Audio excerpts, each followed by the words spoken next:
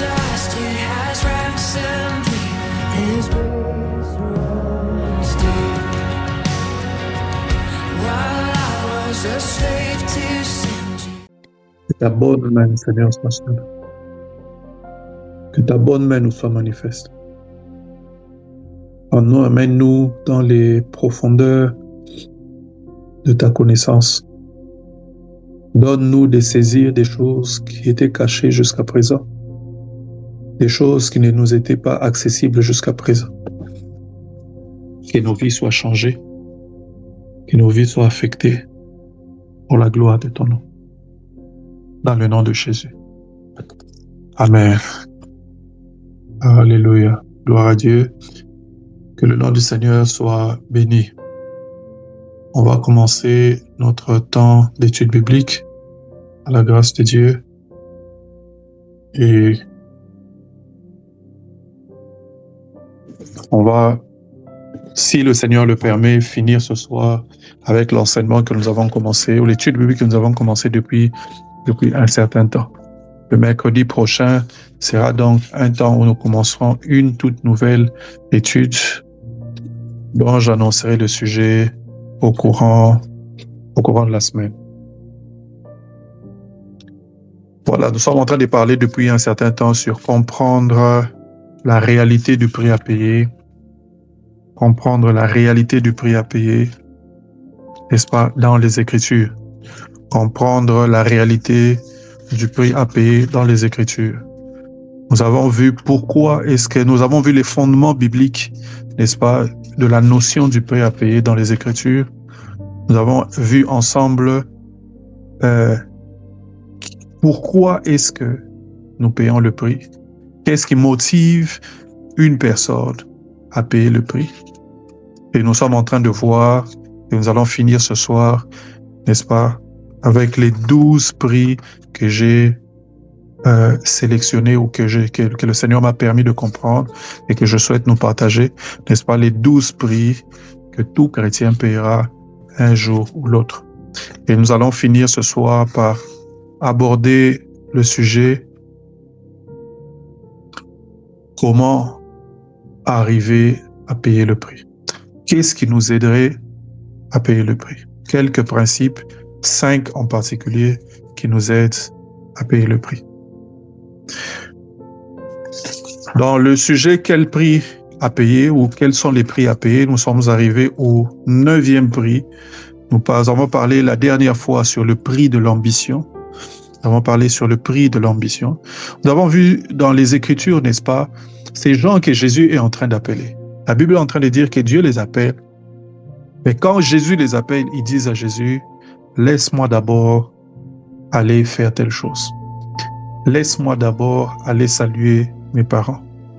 Laisse-moi d'abord aller faire telle ou telle autre chose. » Il y aura toujours à un moment dans notre marche une rivalité entre l'appel de Dieu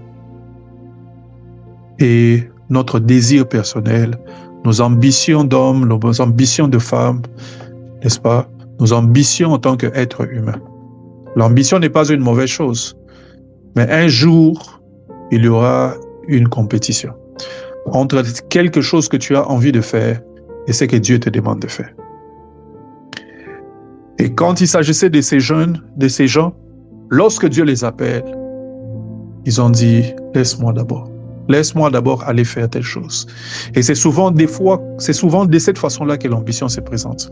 L'ambition se présente comme quelque chose que l'on voudrait faire avant de faire quelque chose pour Dieu. On estime que on n'est pas encore en position de faire quelque chose pour le Seigneur tant que cette autre chose n'a pas encore été faite. Et souvent, quand Dieu appelle quelqu'un, quand Dieu appelle un homme, quand Dieu appelle une femme, il regarde à cette chose-là. Est-ce qu'il y a quelque chose comme ça qui est en concurrence avec lui, en concurrence avec son appel? Nos propres ambitions, les désirs que nous avons de réaliser quelque chose dans la vie, de faire certaines choses, le désir d'être quelque chose de particulier. le désir d'avoir certaines choses, le désir de se retrouver dans certaines circonstances. Toutes ces choses, ce sont des ambitions. Ces choses ne sont pas toujours mauvaises, elles ne sont pas toujours un péché. Mais des fois, elles viennent se présenter comme des rivaux, n'est-ce pas, à l'appel de Dieu. Et quand Jésus est en train d'appeler ces jeunes gens, il leur dit, suivez-moi. Ceux-ci disent, laisse-moi d'abord aller faire telle ou telle autre chose. Jésus leur dit, laisse les morts aller enterrer les morts. Toi, suis-moi. N'est-ce pas? Va annoncer le royaume.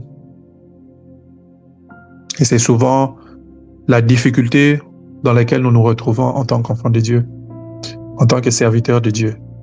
Alors que nous sommes en train de marcher avec le Seigneur, de sentir qu'il y a un appel dans nos vies, dans une direction, mais il y a une ambition dans notre cœur de réaliser telle ou telle autre chose. Laissez mourir cette ambition. Avoir le courage de regarder cette ambition en face et de dire, je donnerai à Dieu ce qu'il me demande. C'est un grand prix. Et ce n'est pas un prix facile à payer, mais c'est un prix important. Et tout enfant de Dieu doit être préparé à payer un tel prix. Nous devons être préparés à payer un tel prix. Quand Jésus parle à ses disciples, dans Luc chapitre 14, verset 28, il dit « Car lequel d'entre vous, s'il veut bâtir une tour, ne s'assied d'abord pour calculer la dépense et voir s'il a de quoi la terminer. » Bâtir la tour, c'est l'ambition, les désirs que nous avons dans la vie. La tour, ça représente les grandes choses que nous voulons réaliser. La tour représente, n'est-ce pas, les accomplissements que nous voulons voir être réalisés. La tour, ce sont des choses que nous désirons et qui nous tiennent à cœur.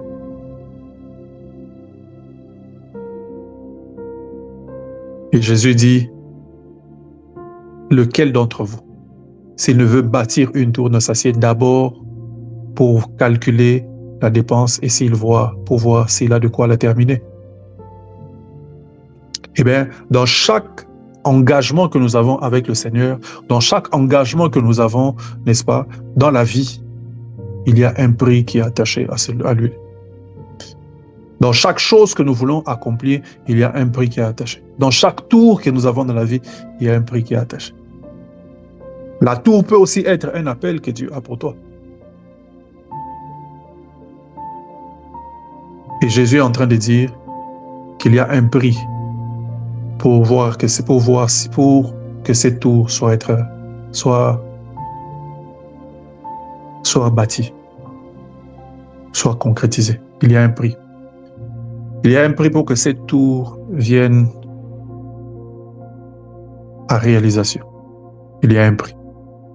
Nos ambitions doivent mourir si l'on veut voir le rêve de Dieu se matérialiser. Jonas devait accepter de laisser partir Tarsis pour voir Ninive être sauvée. Nous avons fait cette étude la dernière fois.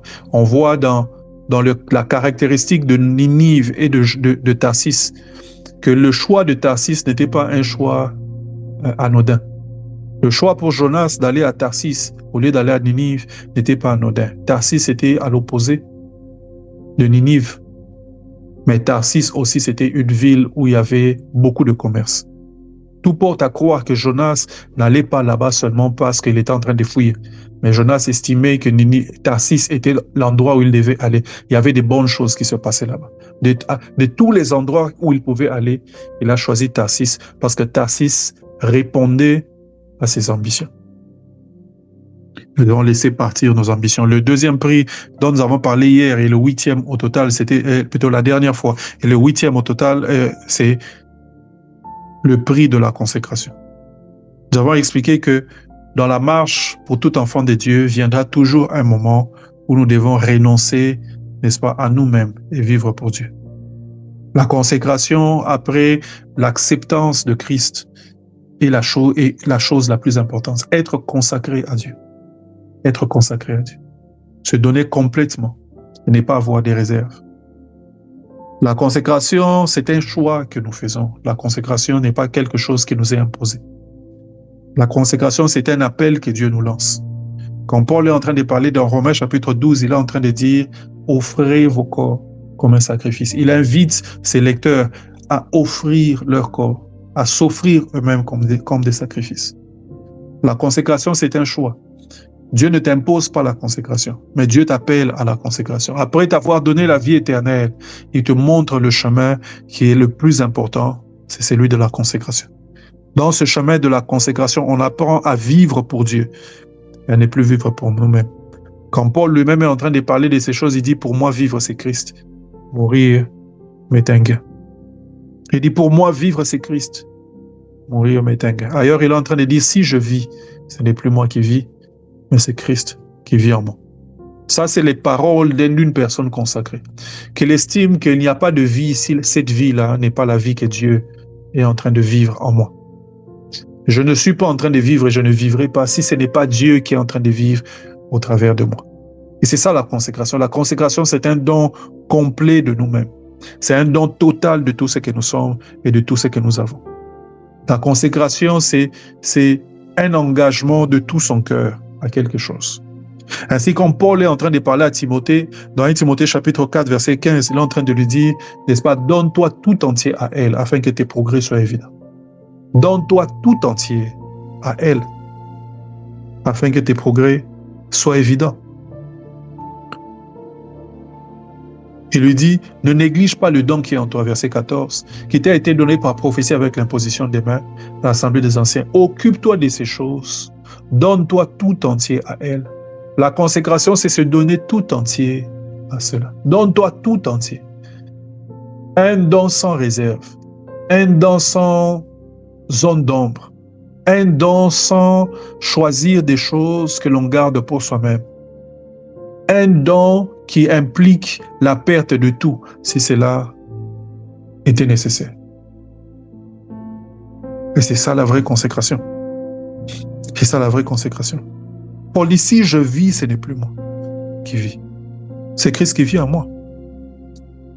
Oh, pour moi, vivre, c'est Christ. Il dit, et la mort m'est un gain.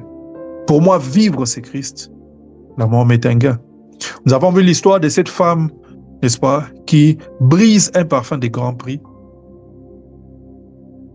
sur la tête de Christ et qui essuie qui brise un parfum de grand prix, n'est-ce pas, sur la tête de Christ. Dans notre version, on parle de ses pieds. On dit qu'elle essuyait, n'est-ce pas, ses parfums avec ses pieds. Mais une des caractéristiques de ce parfum, la Bible est en train de dire que c'était un parfum de grand prix. C'était un parfum de grand prix. Cette femme avait des raisons de garder ses parfums, parce que c'était un parfum de grand prix. Elle pouvait donner toute autre chose. Mais elle estimait qu'à Jésus, rien n'avait, n'est-ce pas, rien n'avait de valeur si ce n'était ce qu'elle avait de plus précieux. Quand il s'agissait de Christ, elle ne pouvait rien donner d'autre si ce n'est ce qu'elle avait de plus précieux. Quand David devait offrir ou faire une offrande, n'est-ce pas, à cause de la plaie qu'il y avait en Israël, il achète un terrain, on voulait le lui donner, il dit non, je ne peux pas offrir à mon Dieu quelque chose qui ne me coûte pas. Pour cette femme, elle estimait que si je dois donner quelque chose à Dieu, ça doit être ce que j'ai de plus précieux, ce que j'ai de plus cher. Et bien la consécration, c'est ça. La consécration, c'est donner ce que l'on a de plus précieux. C'est donner ce que l'on a de plus cher. Ce que d'autres personnes ne donnent pas, c'est ce que l'on donne. Cette femme a donné ce parfum et a choqué les gens qui sont autour et qui étaient en train de voir cette scène. Les disciples de Christ étaient en train de dire, on aurait pu vendre ce parfum. Les autres étaient en train de dire, s'ils savaient de quel type de femme c'était, ils n'auraient jamais accepté que cette femme le touche. Mais cette femme n'avait que faire de ce que les gens étaient en train de dire. Tout ce qu'elle avait à l'esprit, c'était plaire à Jésus, donner tout ce qu'elle avait de plus précieux. Parce que cette femme était tellement consciente du pardon qu'elle avait reçu. Elle était tellement consciente, n'est-ce pas, des choses qu'elle était en train de recevoir de Christ, de la transformation que Dieu était en train d'opérer dans sa vie, qu'il n'y avait rien qui avait de la valeur. Il n'y avait rien qui avait de la valeur, qui avait autant de valeur que Christ. Tout était perdable devant Christ. Tout était perdable devant Christ.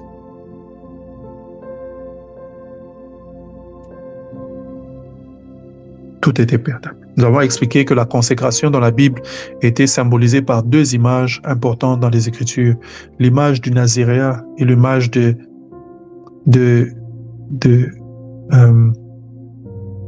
l'eunuque. Le Naziréat, c'était quelqu'un qui a fait un vœu à Dieu. Et généralement, il portait des signes de son vœu, n'est-ce pas? Il ne coupait pas des cheveux, on ne faisait pas certaines choses, n'est-ce pas? Jusqu'à ce que son vœu soit accompli. C'était des Naziréats, des personnes comme vous et moi, mais qui faisaient un vœu à Dieu et qui portaient sur eux-mêmes les signes du vœu qu'ils avaient fait. Ils ne vivaient pas comme tout le monde. Ils ne marchaient pas comme tout le monde. Ils ne mangeaient pas ce que tout le monde mangeait.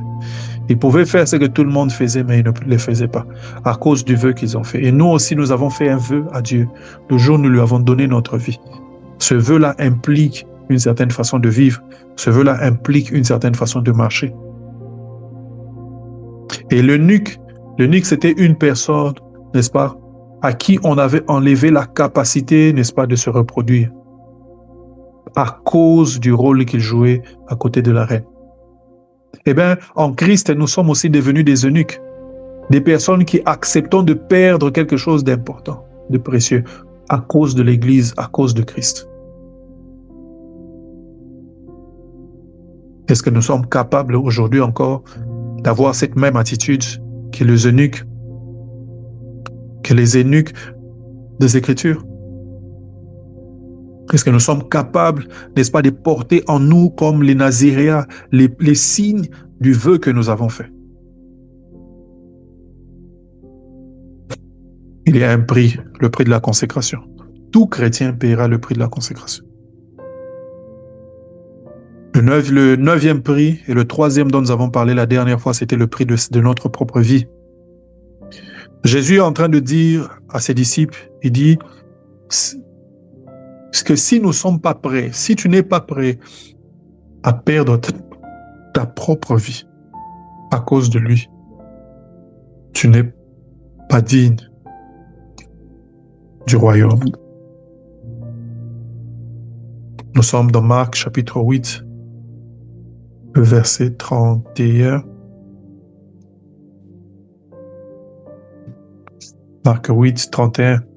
Alors il commença à leur apprendre qu'il fallait que le Fils de l'homme souffrit beaucoup, qu'il fût rejeté par les anciens, par les principaux sacrificateurs, par les scribes, qu'il fut mis à mort et qu'il ressuscita 3 jours après. Il leur disait ces choses ouvertement, et Pierre, l'ayant pris à part, se mit à le reprendre. Mais Jésus, se retournant et regardant ses disciples, réprimanda Pierre et dit, « Arrière de moi, Satan. » Remarquez, ce dont il s'agit ici, c'est que Christ devait aller à la croix. Et alors qu'il leur parle de toutes ces choses, Pierre dit, « Non, tu ne peux pas aller à la croix. » Et Jésus commence à le réprimander. Pourquoi? Parce que Christ savait pourquoi est-ce qu'il était venu sur la terre. Il était venu pour donner sa vie. Mais Jésus, se retournant et regardant les disciples, réprimanda Pierre et dit, « Arrière de moi, Satan, car tu ne connais pas les choses de Dieu. Tu n'as que des pensées humaines. » Puis, ayant appelé la foule avec ses disciples, il leur dit, « Si quelqu'un veut venir après moi, » remarquez, il dit qu'il renonce à lui-même, qu'il se charge de sa croix et qu'il me suive. Il dit, « Si quelqu'un veut me suivre, qu'il renonce à lui-même, qu'il se charge de sa croix et qu'il me suive. » Où sont encore aujourd'hui les chrétiens qui ont renoncé à eux-mêmes? Où sont encore aujourd'hui les chrétiens qui portent leur croix?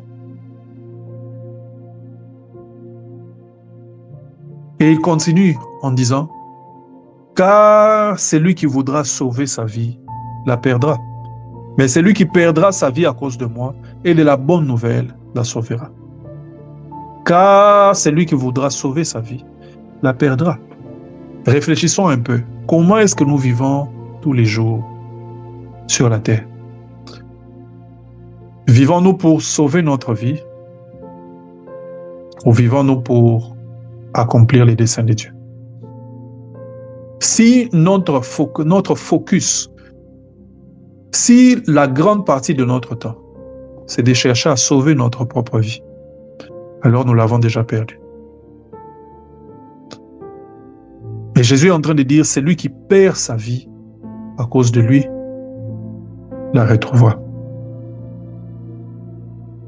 Celui qui perd sa vie à cause de Christ la retrouvera. J'ai dit une chose la dernière fois, c'est que si tu veux sauver ta propre vie, alors il faut te rassurer que tu as les moyens de la sauver toi-même.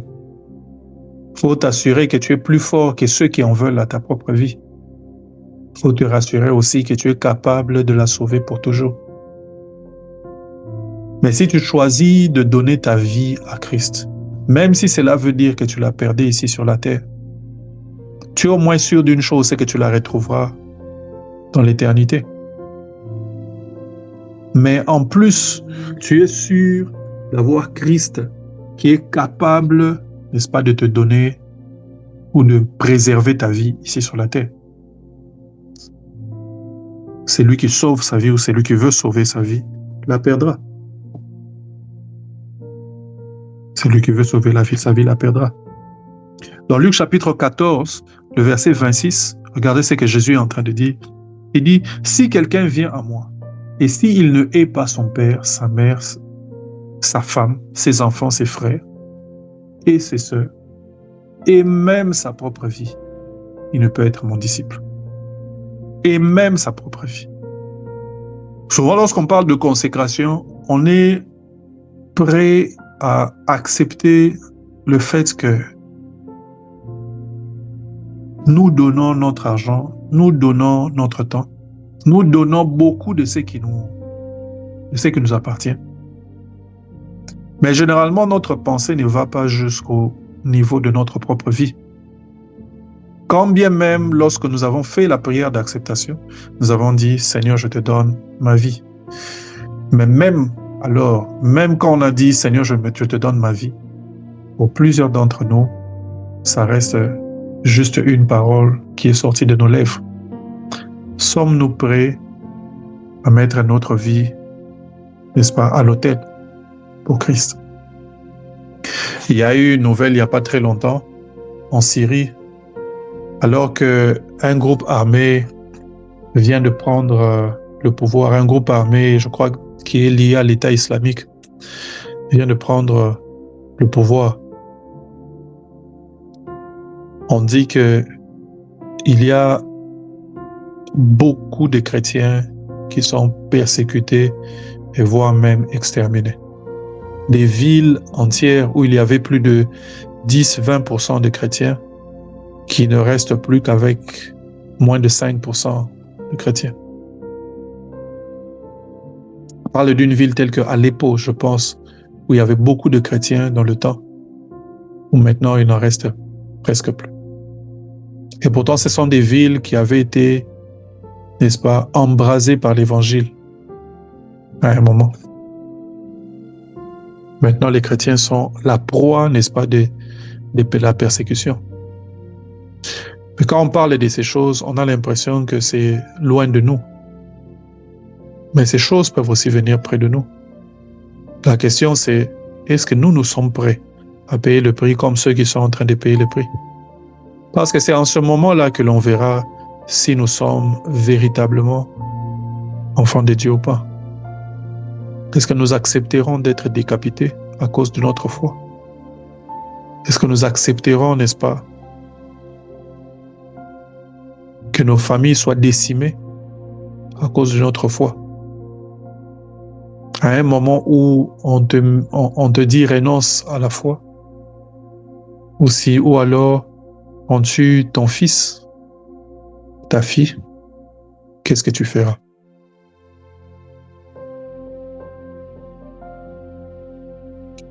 Ça fait froid dans le dos lorsqu'on pense à ce genre de choses, mais c'est ce que plusieurs personnes vivent. Plusieurs personnes vivent ça. Des gens ont vécu ces genres de choses année après année. Ils ont vécu ces choses. Il n'y a que nous autres qui sommes à un certain coin du monde qui estimons que nous ne ferons pas face à ce genre de situation. Je vous ai dit ici la dernière fois, lorsqu'on parle de Boko Haram, qui était un groupe armé au nord du Nigeria, qui a fait des ravages à un certain moment. À un moment, je crois qu'ils ont enlevé près de 300 jeunes filles, ou 200, je ne sais plus, des centaines en tout cas. Dans les news, on parlait toujours de ces jeunes filles, 200, 300 jeunes filles enlevées. Mais ce qu'on ne disait jamais, c'est que lorsque ces gens venaient, ils enlevaient les femmes, mais ils tuaient les hommes. Parce que les hommes ne devaient pas, n'est-ce pas, survivre. Parce qu'ils sont combattants, ils peuvent se relever, ils peuvent vouloir se venger. Mais les femmes, comme ce sont des esclaves, des sexuels, on les prenait comme des femmes, on les engrossait, ainsi de suite. On les forçait à vivre une certaine vie. Sommes-nous prêts à payer aussi le prix ultime? C'est la question que nous devons nous poser. Si la réponse est non, alors nous devons aller vers le Seigneur, demander la force de devenir encore plus ferme dans notre foi. Ce soir, j'aimerais aborder les 3 derniers points qui sont les 3 derniers points, les 3 derniers prix à payer. Le 10e prix que nous payerons, c'est le prix du renouvellement de l'intelligence. Le prix du renouvellement de l'intelligence. Parmi les choses que Dieu fait dans la vie de ses enfants lorsqu'ils naissent de nouveau, une des choses capitales, c'est le renouvellement de l'intelligence. La notion de renouvellement d'intelligence demande beaucoup de temps à expliquer parce qu'il faut comprendre comment l'homme est fait et comment l'homme fonctionne. Mais en gros, ici, ce qu'il faut savoir, c'est que l'homme a 3 parties. L'homme a un esprit. L'homme est un esprit qui vit dans un corps et a une âme. Ces 3 forment la même personne. Ce que nous voyons de l'extérieur, c'est l'esprit de l'homme. Mais chaque personne a une expérience avec son âme. Lorsque tu es brisé dans ton cœur, lorsque tu ressens la joie, ainsi de suite. Ce ressenti-là, c'est ce qui te distingue d'un robot. Parce que le robot a une partie matérielle, mais le robot n'a pas cette partie immatérielle. Tu as une âme. C'est pour ça que tu ressens cela. Mais la Bible dit en vérité dans l'homme, c'est l'esprit. Et le souffle du Tout-Puissant l'anime. L'homme est d'abord un esprit. Ce que tu es extérieurement n'est pas véritablement qui tu es. Mais tu as été créé à l'image même de Dieu. Tu as un esprit. Voilà pourquoi nous disons que l'homme est d'abord un esprit, mais qui a une âme et qui vit dans un corps. Le jour où nous mourrons, notre corps se désintègre. Notre esprit est éternel.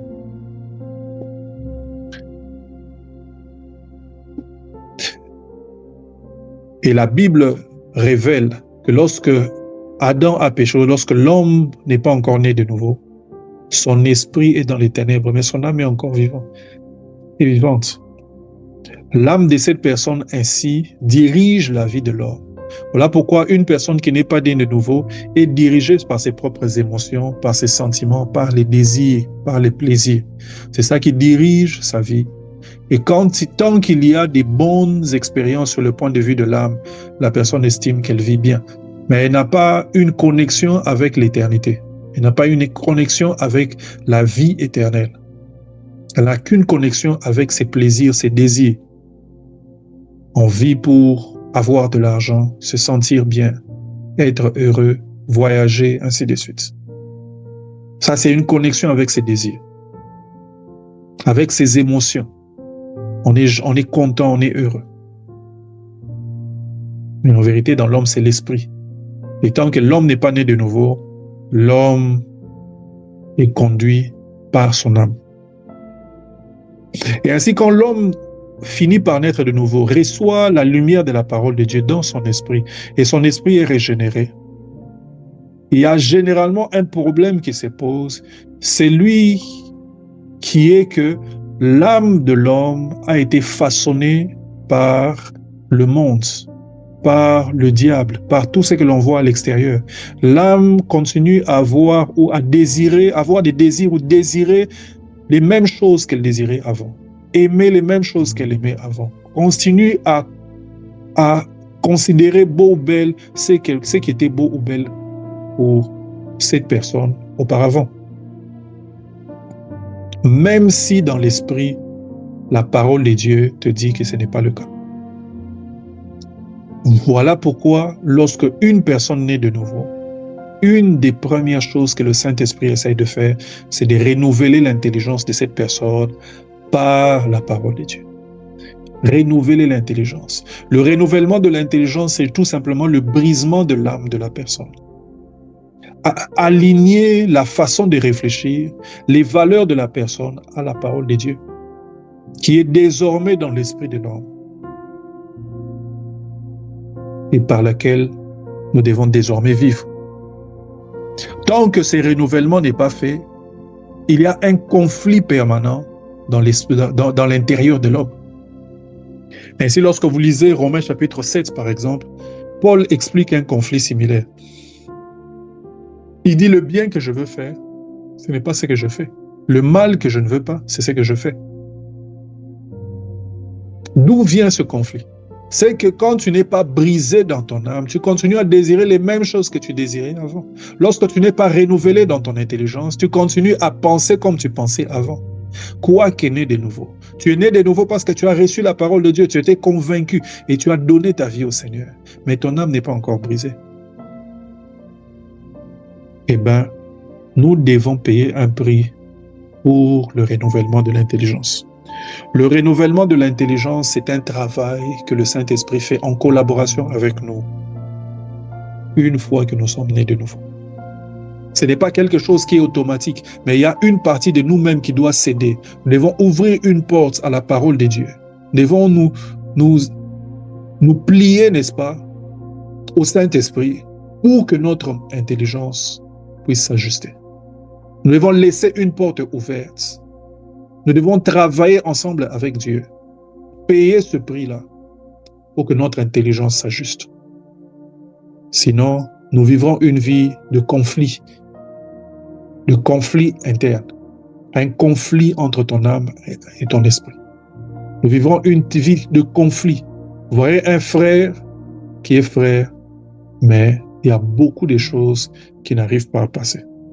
Vous verrez une sœur qui est sœur, mais il y a beaucoup de choses qui n'arrivent pas à avancer. Pas parce qu'elle n'est pas sœur, parce qu'elle n'est pas frère. Parce que tout simplement, il y a un conflit dans l'intelligence. Les valeurs qui auraient dû être intégrées ne sont pas intégrées. Et c'est difficile d'avancer, c'est difficile de bouger. Pourquoi? Parce que l'intelligence n'est pas renouvelée. Et on se bat contre le Saint-Esprit. On se bat contre la parole de Dieu.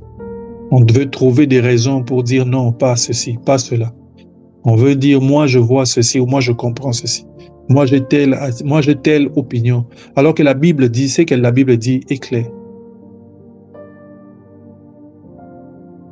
Et ce n'est pas facile. Laisser passer ou laisser tomber la façon dont on voyait les choses, ce n'est pas facile. Laisser tomber notre orgueil personnel, ce n'est pas facile. Laisser passer, n'est-ce pas, laisser tomber, n'est-ce pas, notre façon, notre vision précédente des choses, ce n'est pas facile. C'est un combat. C'est un combat dans notre pensée, c'est un combat dans notre intelligence. C'est un combat permanent où on doit se dire, je dois me plier à ce que Dieu veut. Je plie mon cœur à ce que Dieu veut. Je plie mon cœur à ce que Dieu veut.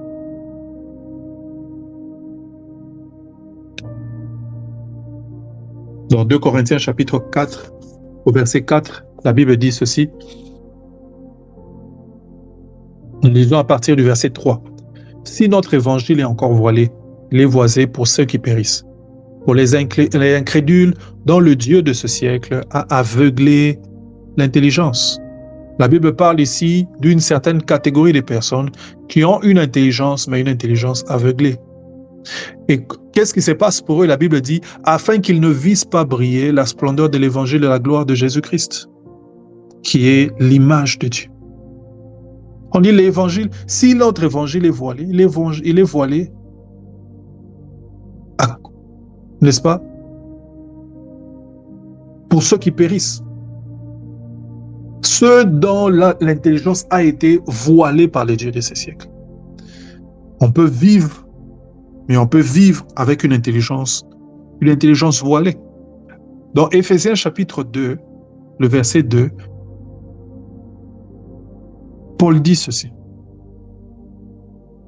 Je commence à partir du verset 1er. La Bible dit « Vous étiez morts par vos offenses et par vos péchés, dans lesquels vous marchiez autrefois. » Remarquez, il dit « Quand vous étiez morts par vos offenses et vos péchés, vous marchiez autrefois selon le train de ces mondes, selon le prince de la puissance de l'air, de l'esprit qui agit maintenant dans le fils de la rébellion. » Donc, avant que nous naissions de nouveau, nous étions morts par nos offenses, mais nous marchions selon ce qui se passe dans le monde.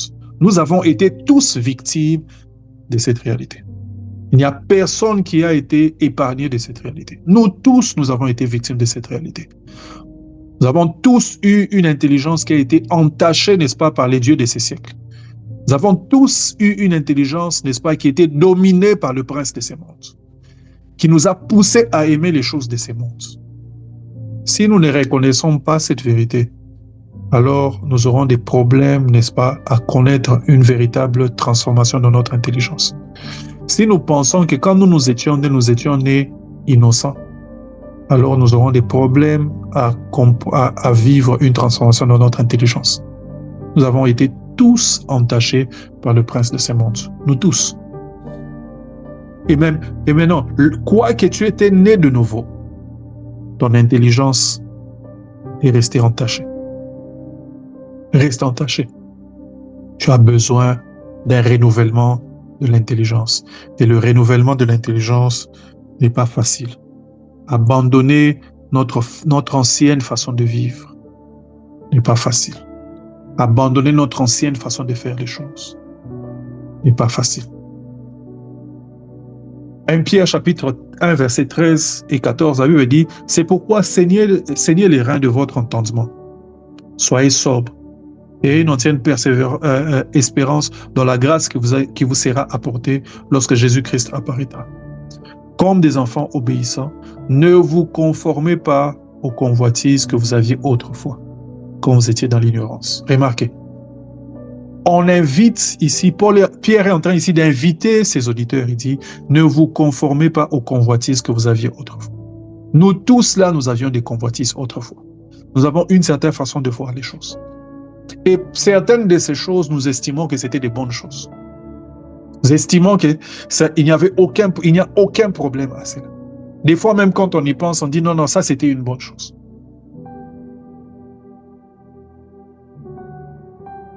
Mais c'était des choses qui étaient faites sous l'influence de l'ennemi. Si nous ne reconnaissons pas la vérité selon laquelle notre intelligence avait été affectée par l'ennemi, notre voie, notre chemin pour la guérison, pour la transformation, sera difficile. Dans Romains chapitre 12, verset 2, Paul est en train de dire, ne vous conformez pas au siècle présent, mais soyez transformés par le renouvellement de votre intelligence. Ne vous conformez pas au siècle présent. Il invite ses auditeurs et dit, ne vous conformez pas au siècle présent. Le siècle présent a une façon de voir les choses. Le siècle présent a une façon de faire les choses.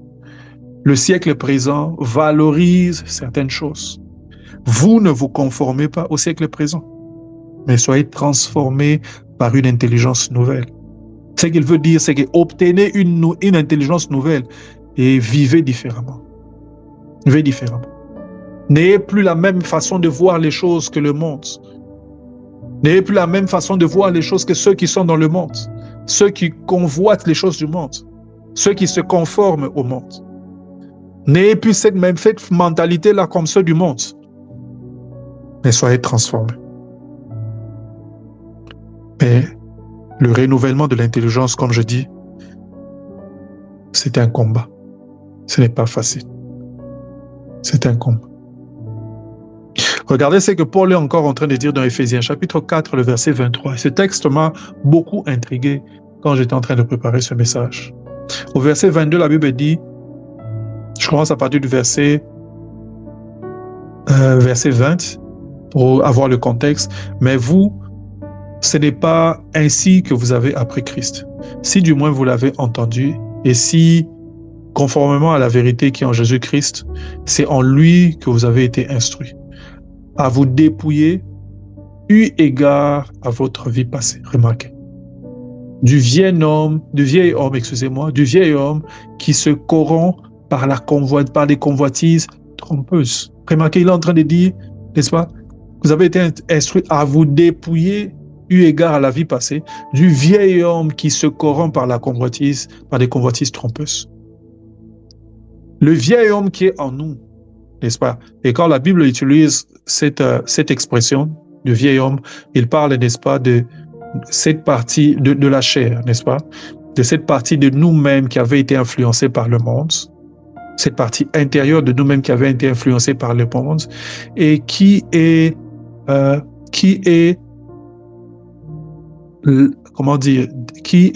enlevée par le canal du brisement, par le canal de la connaissance, par le canal de la transformation, n'est-ce pas? Par le canal du renouvellement de l'intelligence. Et il dit ici, n'est-ce pas? Il dit de se dépouiller eu égard à la vie passée, du vieil homme qui se corrompt par les convoitises trompeuses. Et au verset 23, il dit à être renouvelé dans l'esprit de votre intelligence. Remarquez, il ne dit pas à être renouvelé seulement dans votre intelligence, mais il dit dans l'esprit de votre intelligence. Quand vous allez dans le grec, le mot esprit ici parle, n'est-ce pas, de la partie la plus intime et la plus intérieure de nous-mêmes.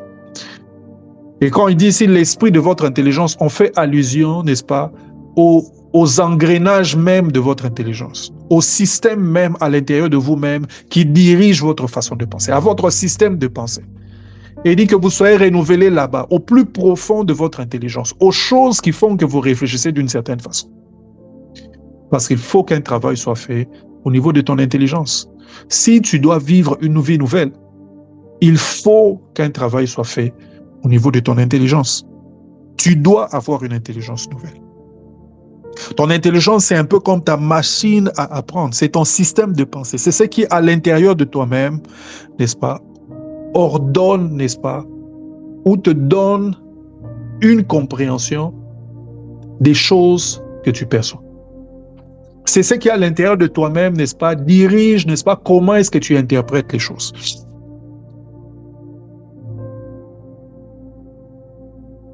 Et dès que vous soyez transformés là, dans l'esprit de votre intelligence, eh bien, cette transformation n'est pas une transformation facile. Voilà pourquoi c'est un prix que nous devons payer. Nous devons considérer ça comme une quête, nous devons considérer ça comme un prix. Et c'est tellement important qu'il faut que chaque enfant de Dieu puisse payer le prix pour que son intelligence devienne nouvelle. Je ne fais pas un enseignement sur le renouvellement de l'intelligence.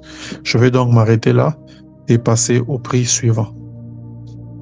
Mais vous pouvez noter Jean chapitre 15, verset 19, 1 Corinthiens chapitre 3, verset 19. Je vais lire ces textes sans les commenter et on va passer Jean 15, le verset 19. Jean 15 et le verset 19. La Bible dit ceci: si vous étiez du monde, le monde aimerait ce qui est à lui. Mais parce que vous n'êtes pas du monde et que je vous ai choisi du milieu du monde, à cause de cela, le monde vous hait. Et si vous étiez du monde, n'est-ce pas, le monde aimerait ce qui est à lui. Et la différence qu'il y a entre nous et le monde, c'est dans cette transformation qu'il y a eu en nous. Dans 1 Corinthiens chapitre 3, le verset 19, car la sagesse de ce monde est une folie devant Dieu. Aussi est-il écrit, il prend les sages dans leur ruse. Il dit, car la sagesse de ce monde est une folie devant Dieu. Il met ici en contraste la sagesse du monde et la sagesse de Dieu. Il est en train de dire, ce que l'on considère sagesse dans le monde, Dieu le considère comme une folie. Voilà pourquoi nous devons avoir une intelligence renouvelée pour nous ajuster et voir les choses comme Dieu les voit. Passons au 11e prix. Le 11e prix que tout chrétien paiera, c'est le prix, n'est-ce pas, des exercices spirituels. Les prix des exercices spirituels. Nous sommes dans 1 Timothée chapitre 4. 1 Timothée chapitre 4, le verset 8. Puis 1 Thessaloniciens, c'est 1 Timothée chapitre 4 et le verset 8. Car l'exercice corporel est utile à peu de choses, tandis que la piété est utile à tout, ayant la promesse de la vie présente et celle qui est à venir. Remarquez ici que Paul est en train de mettre en contraste l'exercice corporel et la piété. Et quand on met ces deux éléments de cette façon, on veut faire l'emphase, n'est-ce pas, sur le fait que l'exercice corporel ou la piété est pour l'esprit, c'est que l'exercice corporel est pour le corps. Donc la piété est une forme d'exercice. Et Paul le dit même quand vous lisez au verset 7. Quand vous lisez au verset 7, Paul est en train de dire « Exerce-toi à la piété ». Paul est en train de dire « Repousse les contes profanes et absurdes, exerce-toi à la piété ». Exerce-toi à la piété.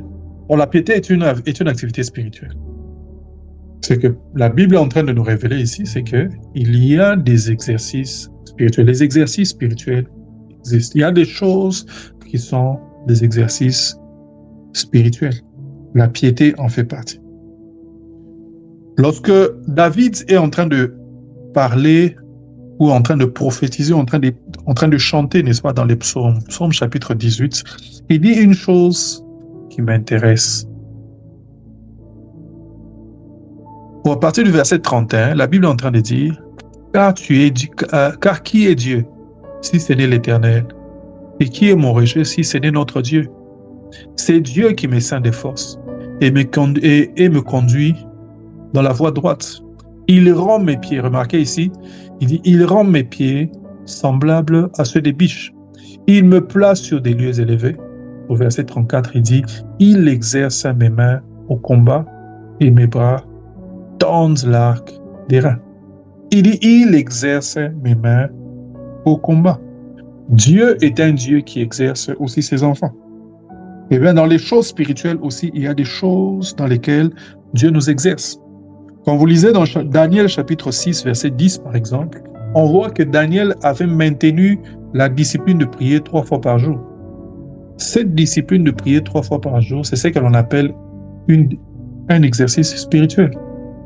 Le fait de prier, c'est une nécessité pour l'enfant de Dieu en termes de communion avec Dieu, en termes, n'est-ce pas, en termes de communion avec Dieu, en termes de besoin de direction, n'est-ce pas, comme un lieu de repos, de ressources. Mais la prière est aussi un exercice spirituel, parce que celui qui prie est en train, n'est-ce pas, d'exercer ses muscles spirituels. Exercer ses muscles spirituels. Et il y a beaucoup de choses comme ça dans les Écritures qui sont des exercices spirituels, qui ont leur valeur, n'est-ce pas, intrinsèque, qui ont leur valeur, n'est-ce pas, dans d'autres éléments, dans d'autres contextes, mais qui sont aussi des exercices spirituels. Et les enfants de Dieu qui veulent devenir de plus en plus spirituels, grandir dans les choses de l'esprit, doivent comprendre que certaines choses, on les fait parce que on est en train de s'exercer aussi spirituellement, on s'exerce à grandir.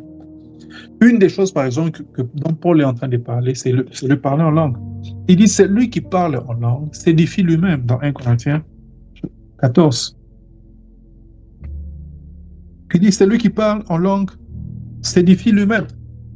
Le mot édifier veut dire construire. Ce qu'il est en train de dire, c'est que c'est lui qui est en train de parler en langue et en train de se construire. Donc, quand tu veux développer ta vie spirituelle, développer ton esprit, tu vas aussi en prière et tu pries en langue. La prière, et voire même la prière en langue, devient des exercices spirituels.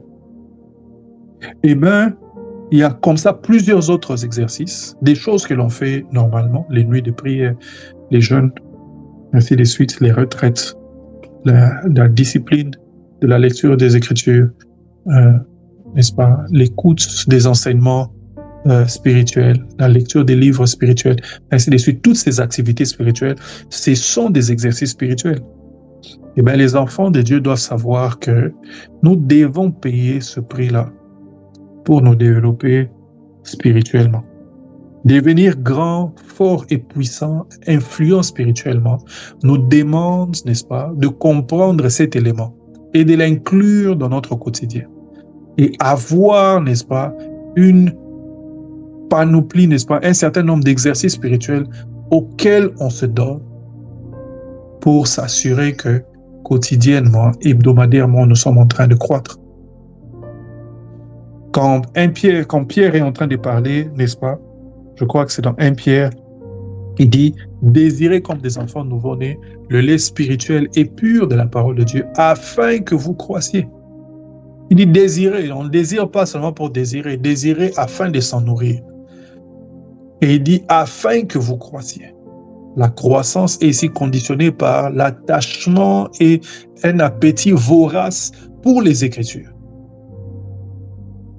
Et cet adonnement, n'est-ce pas, aux Écritures, n'est-ce pas, c'est le fait de se donner de cette façon aux Écritures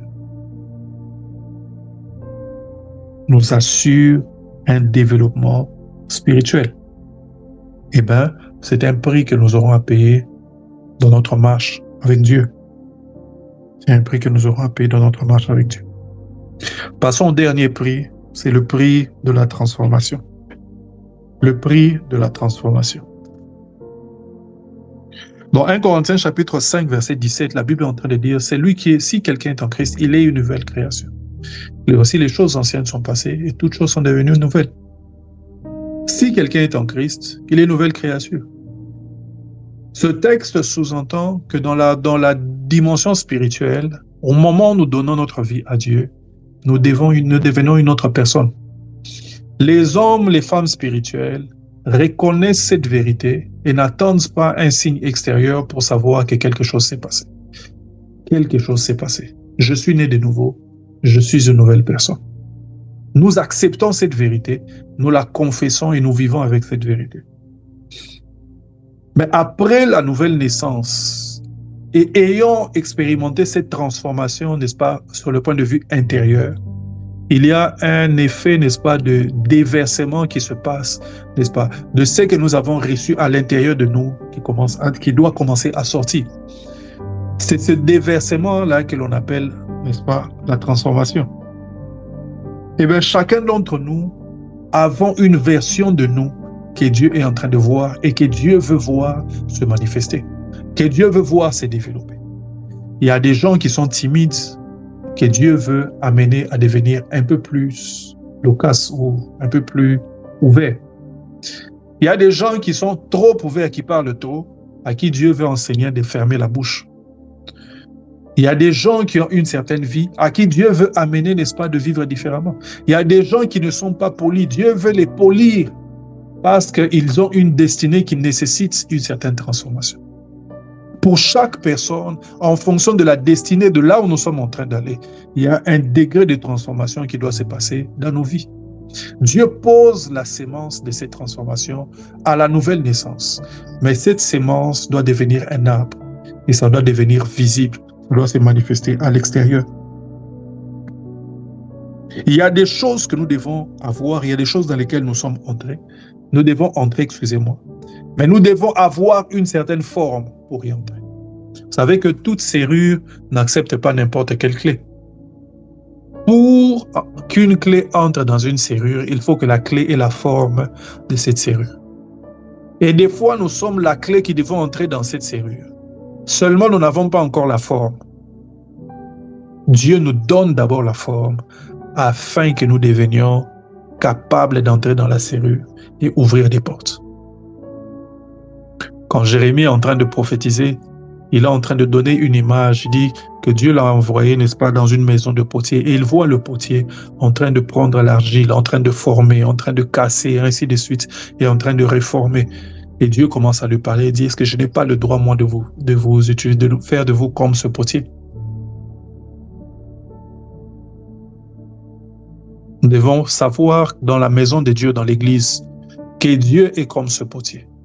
C'est lui qui décide de la forme que nous devons avoir. Notre attitude doit être l'attitude de soumission. Des gens qui viennent devant Dieu sans arrière-pensée, sans désir préalable, sans rien à lui imposer, juste en lui disant, Seigneur, me voici tel que je suis. Fais de moi ce que tu veux que je sois. Change-moi et donne-moi la forme de la destinée que tu m'as donnée. Donne-moi la forme que je dois avoir pour devenir celui que tu as voulu que je sois.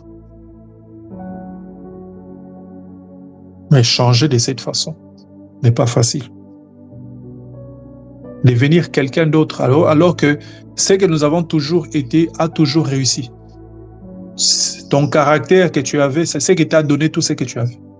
Le fait que tu parles comme tu parles, ça t'a donné tout ce que tu as. Le fait que tu t'habilles comme tu t'habilles, ça t'a donné tout ce que tu as.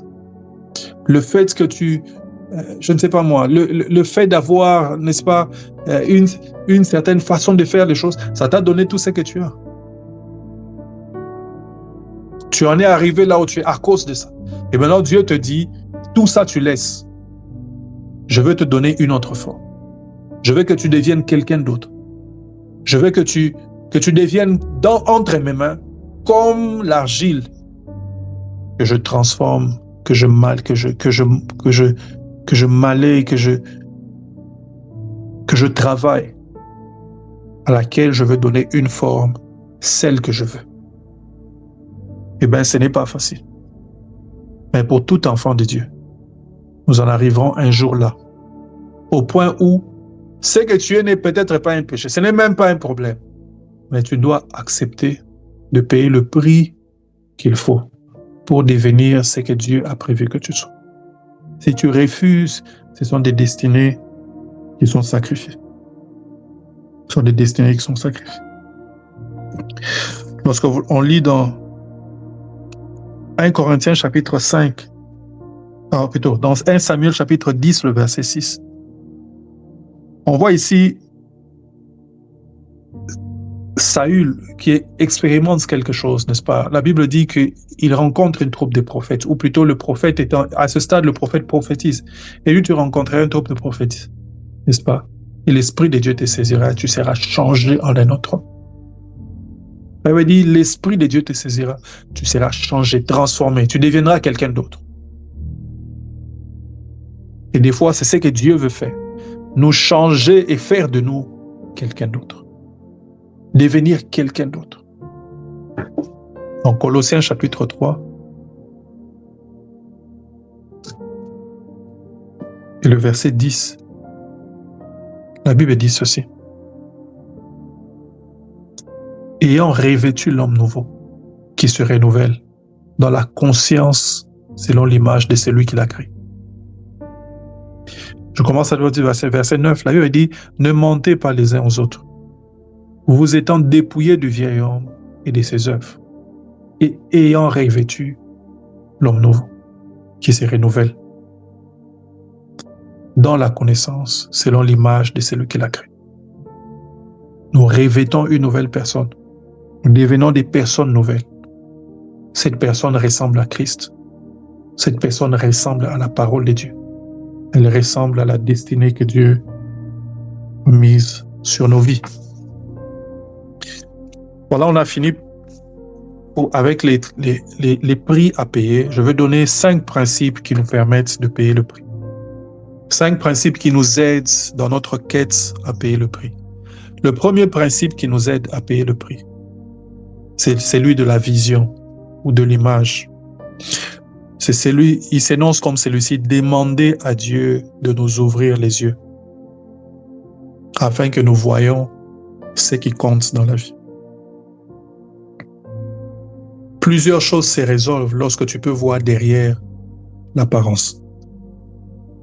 Et plusieurs choses deviennent simples et faciles lorsque tu vois les bénéfices de ce que tu fais. Et souvenez-vous de la phrase que je vous ai dite à plusieurs reprises. Si tu vois le prix à gagner, tu mépriseras le prix à payer. Si tu vois ce qu'il y a à gagner, tu n'auras pas peur de ce qu'il y a à payer. Si tu connais la valeur de ce que tu gagnes, tu ne mépriseras pas. Tu n'auras pas peur, n'est-ce pas, de payer le prix. On a besoin d'avoir les yeux ouverts. Les yeux ouverts, pas sur l'apparence, pas sur seulement ce qu'on paye, mais sur ce qu'on gagne. Qu'est-ce qui est caché derrière? Si tu vois ça, alors payer le prix ne sera jamais un problème. Éphésiens chapitre 1, verset 16 à 18. Deuxième principe, continuellement se reposer sur le Saint-Esprit qui donne la force en Christ. Se reposer sur le Saint-Esprit, demander au Saint-Esprit, Saint-Esprit, aide-moi. Aide-moi. Se reposer sur Christ. Actes chapitre 1, verset 8 avait dit,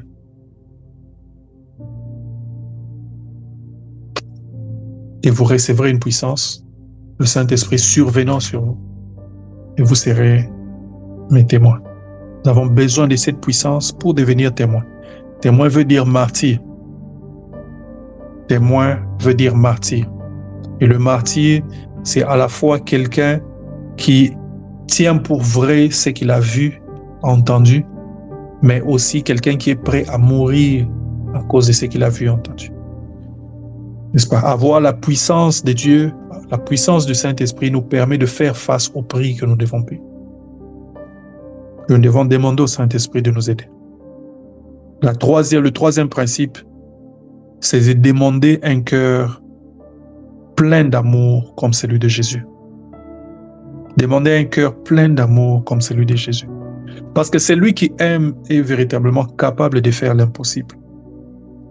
Dans Jean 15, verset 13, la Bible dit « Il n'y a pas de plus grand amour que de donner sa vie. » Vous voyez, quand l'amour est en place, même la vie n'a pas de valeur. Même notre propre vie n'a pas de valeur. Il n'y a pas de plus grand amour que celui de donner sa vie. Quand quelqu'un donne sa vie, n'est-ce pas, c'est par amour. Et quand il y a amour, on arrive jusqu'à donner sa vie. On arrive jusqu'au sacrifice. La quatrième chose, le quatrième principe, c'est savoir commencer par des petites choses. Savoir commencer par des petites choses ou par des petits pas. Il y a des grandes choses auxquelles Dieu nous appelle. Il y a des grands prix que nous aurons à payer dans la vie pour Dieu. Des fois, si ces choses ou quand ces choses viennent devant nous directement, on n'a pas le courage ou la force de payer ce prix. Mais on peut toujours commencer par des petites choses que Dieu nous demande quotidiennement. Payer ces prix-là, ça nous prépare au grand prix que nous devons payer plus tard. Ça prépare notre cœur à accepter, n'est-ce pas, les grands prix, les grands sacrifices. Et le cinquième principe et le dernier, être prêt comme un soldat. Se préparer, être mentalement préparé comme un soldat. Mentalement, être prêt comme un soldat. Se rappeler chaque jour que le jour peut être arrivé pour toi de faire le grand saut pour Dieu. 2 Corinthiens chapitre 9, verset 27. Paul dit, je traite durement mon corps, ainsi de suite. Et 2 Timothée chapitre 2, verset 3. Donc Paul est en train de parler à son fils Timothée, d'exhorter, n'est-ce pas, à être comme un soldat. On va dire merci à Jésus pour cet enseignement. On va lui dire merci de ce qui nous a permis de le finir. On va lui dire aussi en 2 minutes, demander de nous aider. Élevons la voix, disons merci à Jésus. Prions. Seigneur, merci pour cette opportunité. Merci pour ta grâce, la grâce d'écouter ces choses. Merci, Seigneur notre Dieu, là où il y a un rappel, de nous avoir rappelés. Merci de nous avoir fortifiés. Je te suis vraiment reconnaissant de ce que tu as permis que nous commencions, mais que nous allions jusqu'au bout avec cet enseignement, cette étude biblique. Tu sais que ceci me concerne moi d'abord, plus que quiconque autre. Je te demande la force d'intérioriser ces choses, la force de vivre ces choses. Je prie pour réparateur des brèches, afin que tu nous donnes le même entrain, la même force. Je te le demande au nom de Jésus. Merci Seigneur Jésus.